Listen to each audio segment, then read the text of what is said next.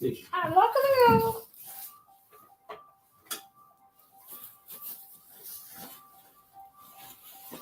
Bringing you his authentic perspectives on important topics. They live in suburbs together. They live in the city together. They hang out together. They're all in the same family.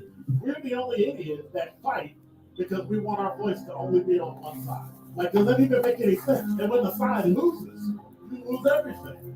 They, on the other hand, have a voice no matter what because somebody that looks like them is always in control. Frank, candid, and straight to the point. Well, it's just a skewed system. Of course it is. It's a lot of judgment. But answer my question. Should we let people go? Should we let people go? Like, let's just forget about bail altogether. And if your neighbor commits a homicide and kills people, if you kill people and they next to you and you just let them come back and live right next to you, they live upstairs from you. Let them come in your house. Frank, candid, and straight to the point. This is the Truth in the Afternoon with Dr. Ken Harris, sponsored by Concordia University on 1017 The Truth and the Truth app. Now, he's the mayor of the city of Milwaukee. I only complain about things that I care about. What I want you to do is pretend like I'm in St. Louis. No, I'm asking the mayor and the county council president and the county council. Show me. Now, live from the American Family Insurance Studio at the Avenue in the heart of downtown Milwaukee, here is Dr. Ken Harris.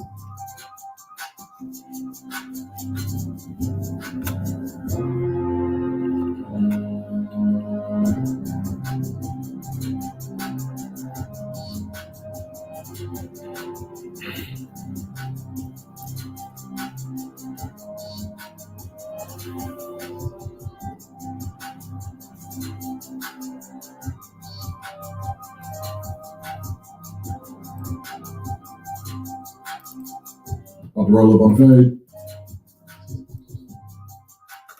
You're listening to Truth in the Afternoon. I'm your host, Dr. Ken Harris, 833-212. Oh, let me move this. See, when you've been out so long, everything gets moved around in the studio. Everything gets jostled, and you have no idea what is where. You're listening to Truth in the Afternoon. I'm your host, Dr. Ken Harris, 833-212-1017 is the number. Talking text line at 357. They said, Benjamin, you back on the radio. So I don't know what that means. I guess that assumes that. Anyway. Where are we going? So I've been gone for so long. I've been off LinkedIn for so long that I almost forgot. Like today, we had to go and I looked down at the clock and it was 3:55. I'm like, I got here at about 5 minutes to 2 and where'd the time go? Well, I figured something out. It's DZ's fault. That's where the time went. He took it. He probably stole it, took it home, and ate it for Thanksgiving. Did you have a good Thanksgiving, by the way? I don't know what that means. Did you eat yourself into a coma? Okay. I did not eat myself into a coma. My wife did not make turkey. She made turkey thighs. Right? Baked in the oven. Phenomenal.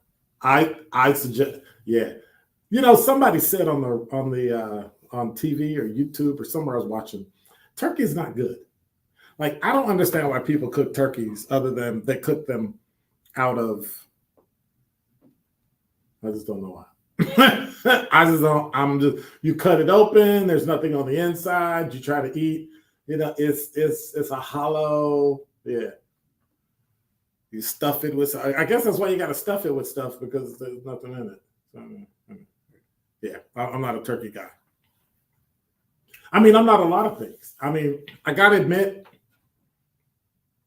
I'm not a smoker, or really I'm not a drinker either, for that matter, right? However, I do hang out at a local cigar bar. So I hang out at Metro Cigars in Germantown, right? And so why do I do that? Why do you think I would hang out? Okay, wait a minute. I'm getting distracted. I'm a cop. What's in the box? Hey, Supernova coffee and donuts. Nah, that's okay. It's not chocolate cake. That's my favorite, chocolate cake donuts. Anyway, let's see, I just got sidetracked. That's what cops do. Oh, donuts. Oh, all I need is a cup of coffee and I'm good. Anyway, I digress. I mean, I do hang out at Metro Cigar. I go in every now and then. I'm not a regular, but I hang out because of, well, why? It comes down to camaraderie. So I know that I'm a extroverted introvert. I like to be around people. I just don't talk to people that I don't know, right? But sometimes I get around people because it's like there's something about getting together with grown men and chopping it up and solve all the world's problems like done. We talk about, I don't know if I should probably say this. Let me do this. Politics, religion, anything that's controversial, anything that's politically incorrect, that's what we talk about. And yes, I understand the dangers of secondhand smoke.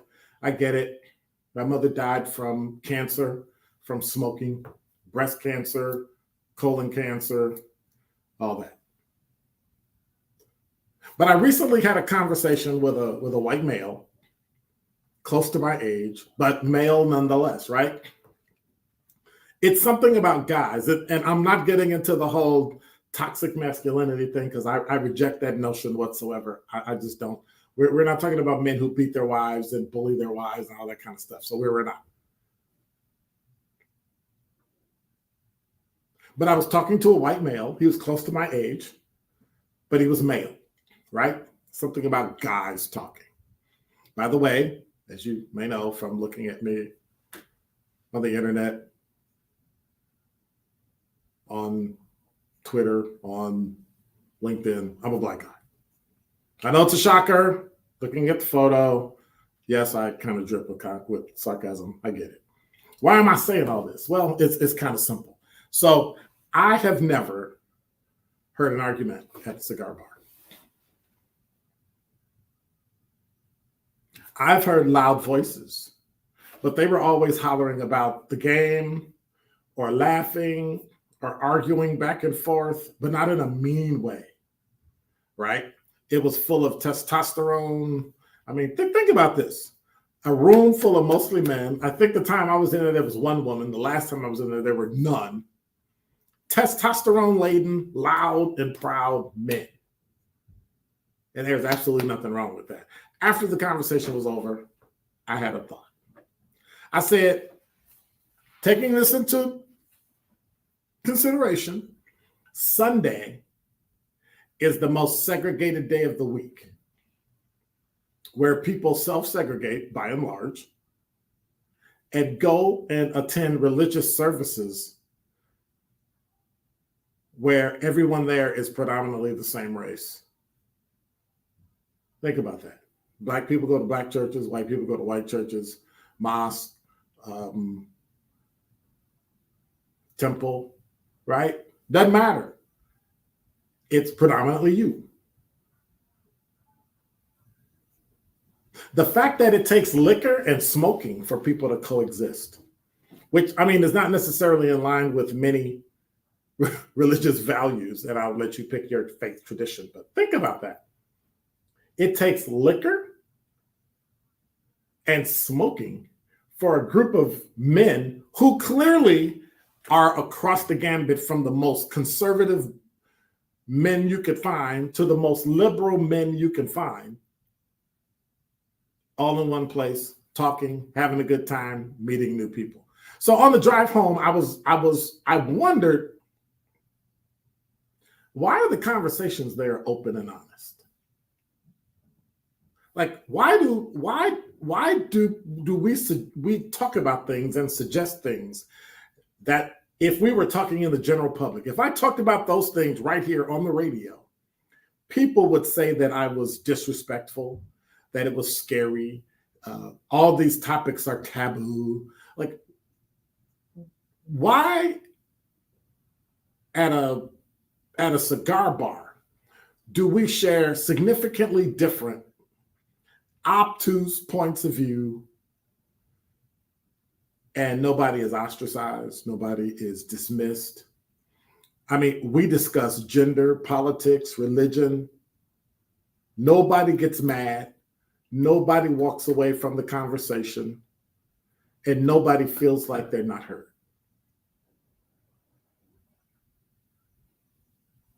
But then it clicked. It's not how we leave the conversation that matters.